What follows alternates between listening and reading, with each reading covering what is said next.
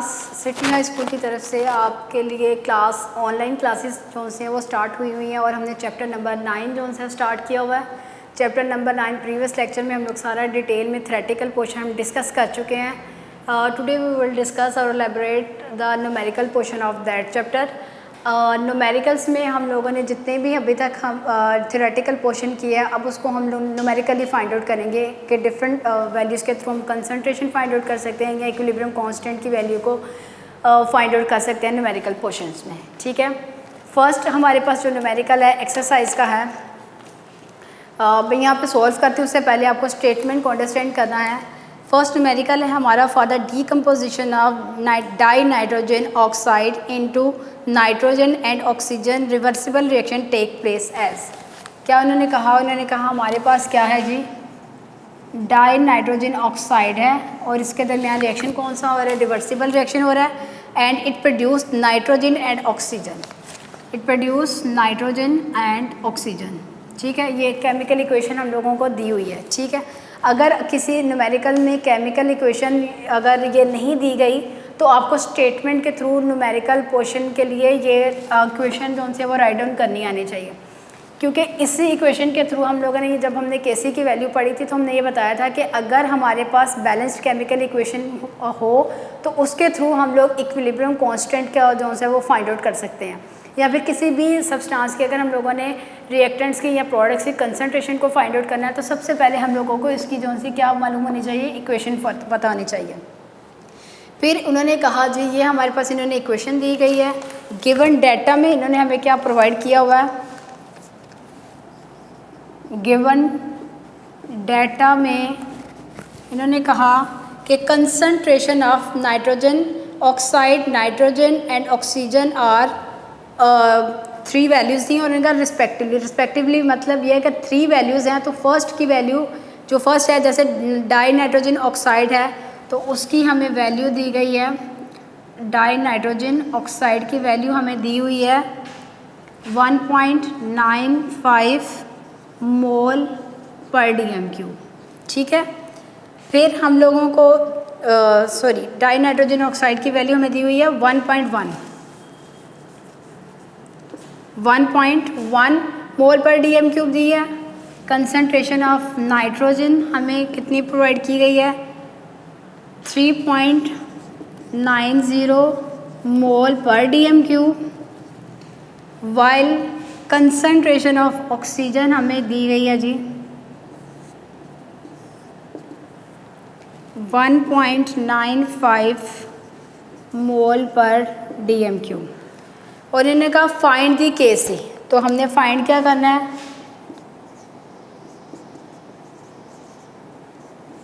Equilibrium constant find out करना है। ठीक है,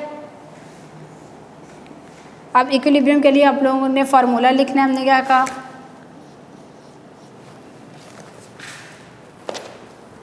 हमने ये कहा था केसी इज इक्वल होता है product of concentration of product यानी N2 concentration of nitrogen, concentration of oxygen divided by concentration of di nitrogen oxide और उसका स्क्वायर। यहाँ पे जब कोएफिशिएंट्स है ना उनकी वैल्यूज़ को आपने ध्यान से नोट डाउन करना है। ठीक है, अब हमें कंसंट्रेशन ऑफ नाइट्रोजन कितनी गई है, 3.90 दी हुई है। अब हम लिखेंगे by putting the value, by putting the values in equilibrium expression. ठीक है, नाइट्रोजन की वैल्यू हमें कितनी दी हुई है, 3.90 और आपने ध्यान से देखना है, एक इसका यूनिट मोल पर dm³ और दूसरा इसके ऊपर स्क्वायर है, multiplied by concentration of oxygen जो क्या है 1.95 मोल पर dm³, divided by concentration of di nitrogen oxide कितनी है 1.95 मोल पर dm³।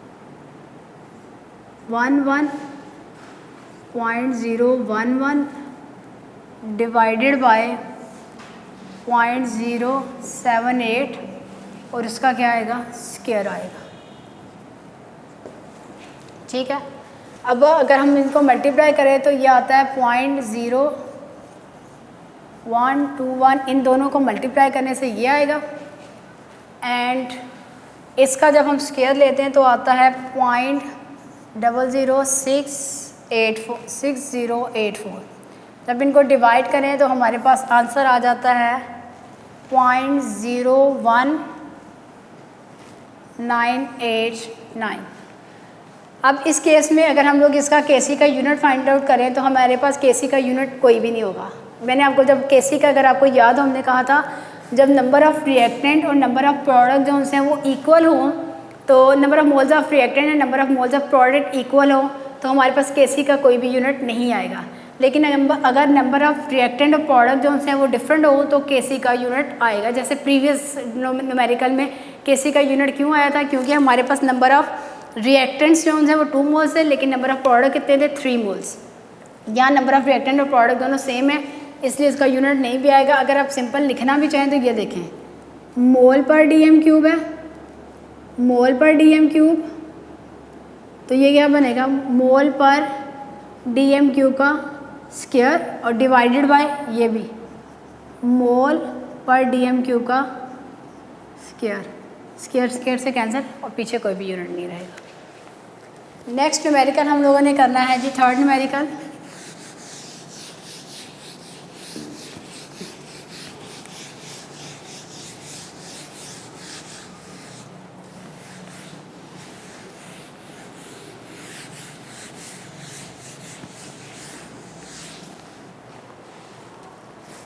थर्ड न्यूमेरिकल आप देखें जी,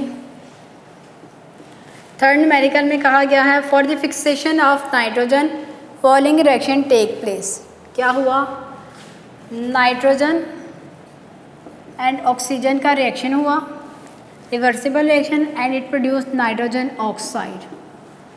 अब डाटा में हमें क्या दिया गया है,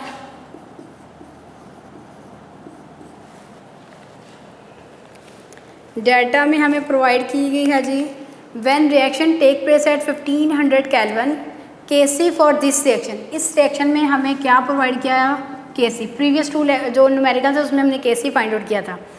इसमें केसी कितना प्रोवाइड किया गया, 1.1 × 10⁻⁻⁵। ठीक है, and if equilibrium concentration of nitrogen and oxygen are 1.75 mole, यानी equilibrium concentration of nitrogen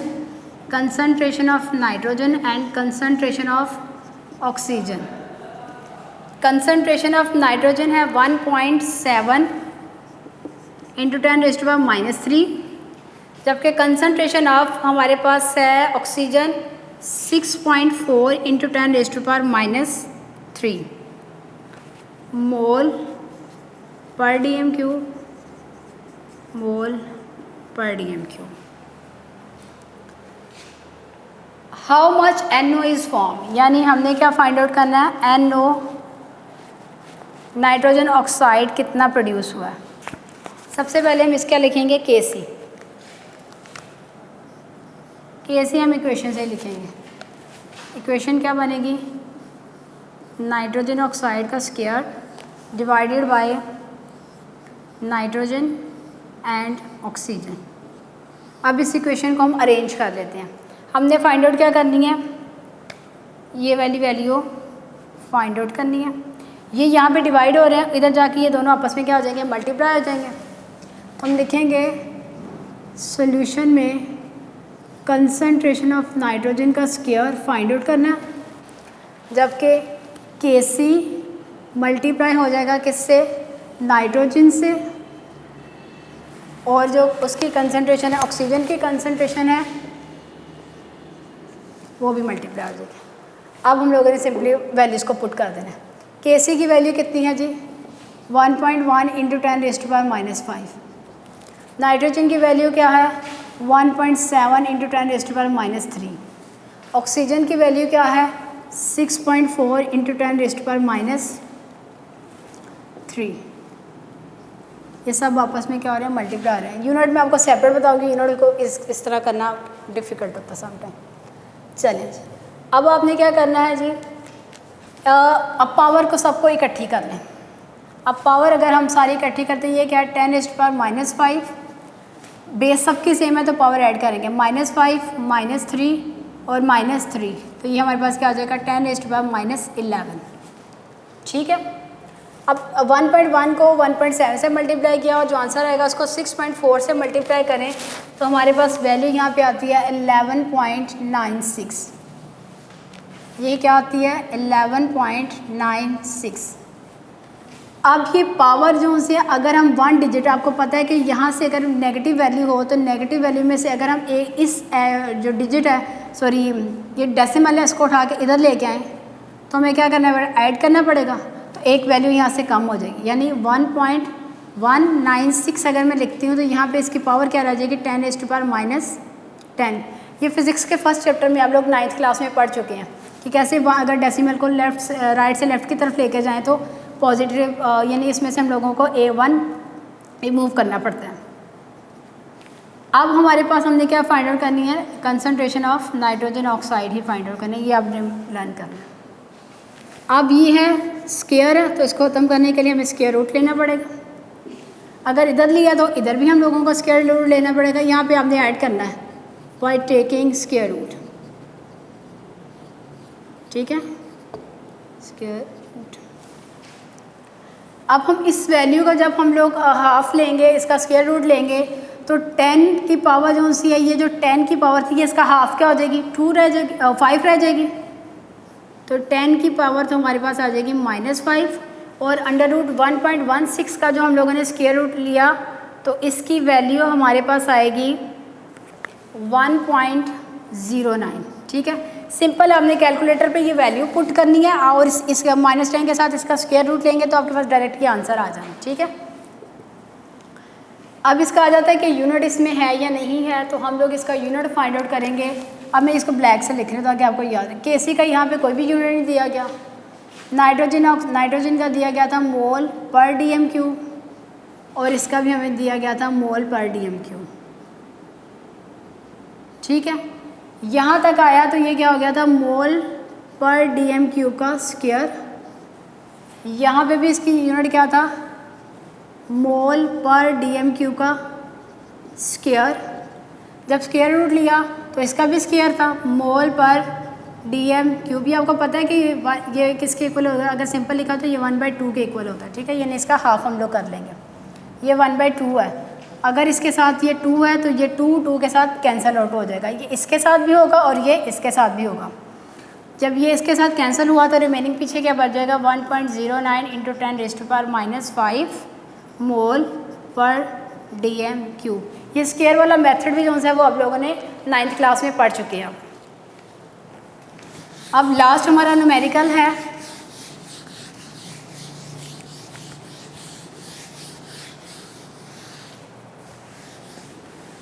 और इसके बाद हमारा चैप्टर कंप्लीट हो जाएगा। इसमें से मोस्ट ऑफ द एक्सरसाइज के जो शॉर्ट क्वेश्चन आंसर हैं वो टॉपिक में क्लियर हो चुके हैं। सिर्फ 2-3 शॉर्ट क्वेश्चन ऐसे हैं, कुछ मैंने साथ साथ आपको टेस्ट योरसेल्फ के बता भी दिए थे टॉपिक के साथ साथ, अगर आप लेक्चर ध्यान से सुने तो। जो लास्ट न्यूमेरिकल्स है वो है हमारा जी 4 और उसमें इन्होंने बताया हुआ है कि नाइट्रोजन रिएक्ट करती है हाइड्रोजन के साथ एंड इट फॉर्म्स अमोनिया। इस रिएक्शन के लिए भी उन लोगों ने रिएक्शन वो इक्वेशन नहीं दिया हुआ, तो इक्वेशन आपने खुद लिखने हैं। हम इक्वेशन स्टेटमेंट से ही हमें आइडिया हो जाएगा क्या हुआ। नाइट्रोजन ने रिएक्ट किया हाइड्रोजन के साथ, नाइट्रोजन रिएक्ट करेगा हाइड्रोजन के साथ and it produce ammonia 2NH3। और the equilibrium mixture contains the value of nitrogen, hydrogen दी हुई है उन्होंने। कंसंट्रेशन ऑफ डाटा में कंसंट्रेशन ऑफ नाइट्रोजन हमें कितनी दी गई है 0.31।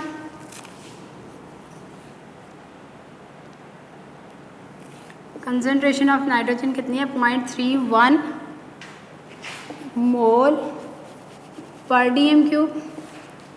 कंसंट्रेशन ऑफ हाइड्रोजन दी हुई है 0.50,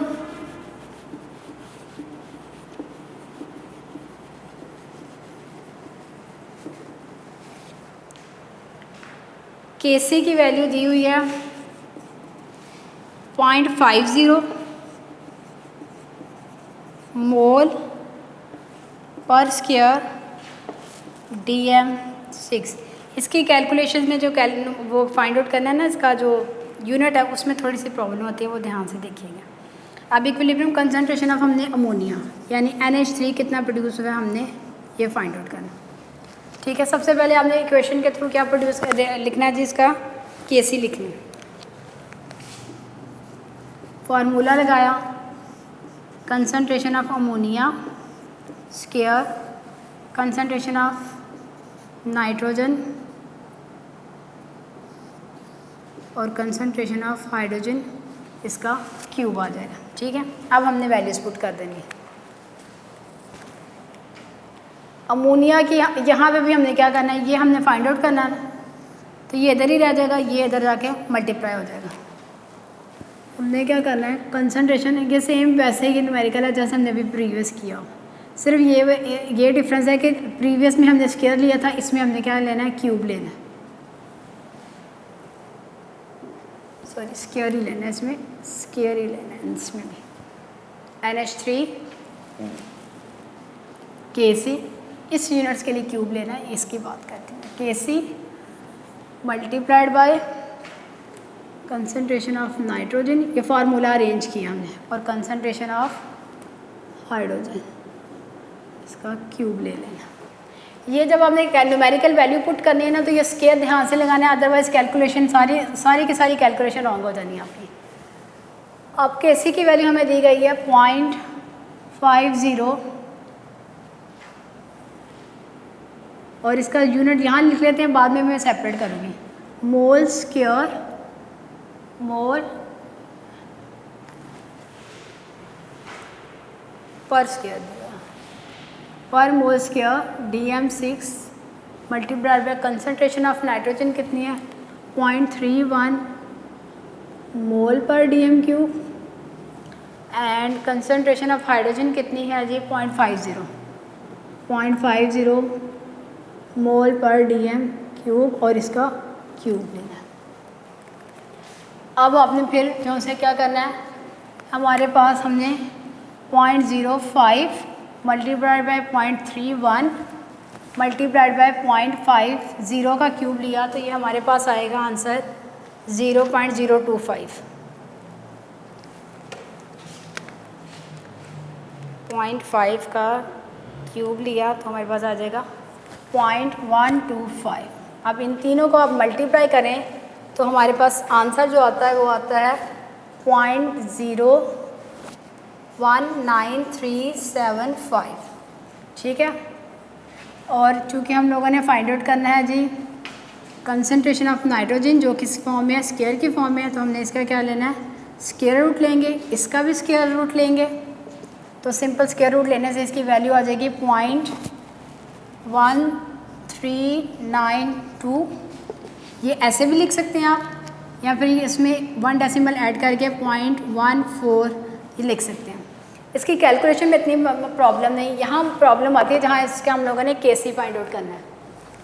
और वो कैसे हम लोगों ने फाइंड आउट करना है, यहाँ पे देखें, इसका क्या है, मोल पर मोल स्क्वायर dm+6, स्पेस कम है इधर में, पर मोल dm-2 प्लस 6, फिर मोल पर dm3 और मोल पर dm3 का क्यूब। तो टोटल ये क्या हो जाएगा, मोल कितने हैं यहाँ पे 3 और 1 4, एंड dm कितने हैं -3, 3 3 9, -9 और -3 कितना हो जाएगा -12, एंड मोल -2 एंड dm6। अब सबकी बेसिस सेम है तो इनकी पावर्स को ऐड कर लेंगे। मोल क्या है, ये -2, ये +4, DM6 +6 और ये क्या है DM -12। ये आ जाएगा मोल DM +2 मोल +2 और DM की वैल्यू के साथ -6। अब जब हम लोगों ने यहाँ तक करना है ना, ये कैलकुलेशन हम लोगों की यहाँ तक है, ठीक है। जब हम स्क्वायर रूट में रखेंगे तो कौन सा फार्मूला होगा,